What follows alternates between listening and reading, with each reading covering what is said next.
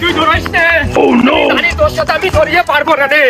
এই তোর দুহাই লাগে, তুই এই কাইটোদার একটা কোপ তুই খাইয়ে যা। মুবারক তুই দাঁড়া। এই শালা কুরমান, শালা বক্স চট বাড়ি আয়, তোর সাথে খেলা হবে। বেরাই শালা। उठाइए ना, उठाइए ना। হ্যালো, ও মমতাজের বাপ বলতেছেন? ওই যে সেদিনকে মেয়ে দেখতে আসলেন, হ্যাঁ আমি চিনিছি, আপনি ঠিক জায়গায় ফোন দিয়েছেন।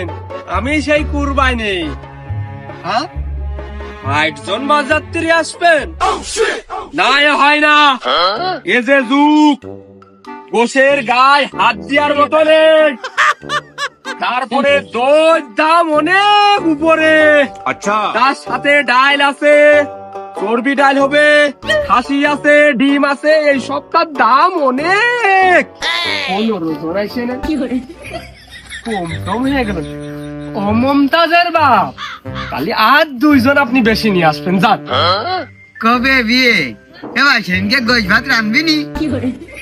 তুই শুধু বেশি বুঝিস। ও মমতাজের বাপ, হ্যাঁ হ্যাঁ আমার মন বড়, আমার মন অনেক বড়। তা যাই হোক, ওই মোট ২০ জন আপনারা আসবেন। হ্যাঁ, আমি আত্মীয়তা করতে যাচ্ছি, ২০ জন আপনারা আসবেন। আর ওই গরুর গোশের পাশাপাশি আমি পোল্ট্রি রেখে দিবানে আইটেমও বাইরলো, আপনারা সবটা খাইলেন, চেকও করলেন। আমার কুরবানির মন বড়, আমার মেয়ে আপনাদের বাড়ি যাবে, এটা তো খুব ভালো কথা। এই মিয়া ভাই, আমি ওই পোল্ট্রির গোশ খাবো না নে। তুই আমার ওই গরুর গোশ দোকান ধরে দিস। শালার পাগল, ভারী তো বোঝো যে পোল্ট্রির গোশের চাইয়ে গরুর গোশ বেশি স্বাদ। এ তুই যদি খাতি না চাস, তাহলে সেই আত্মীয় স্বজন কি করে খাবে? আমি আরো ভাব দিছি, এই গরুর গোশের সাথে ওই পোল্ট্রি মাইয়া দেবো, আমার একটু কম লাগবে, টাকা বেঁচে গেল। আরে তুই সেদিন বাড়ি থাকবি নে?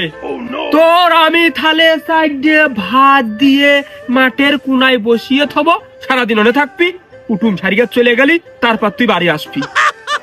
হ্যালো মমতাজের বাপ, হ্যাঁ হ্যাঁ ২০ জনই আসবেন, ২০ জন। আমি দিছি চাকবার। ও বাইরের লোকের সাথে কিভাবে আতিথ্য করতে হয় আমি খুব ভালো করে জানি। দরকার হয় তুমি বাড়ি থাকবা না, আমি সব মেনটেন করবা না।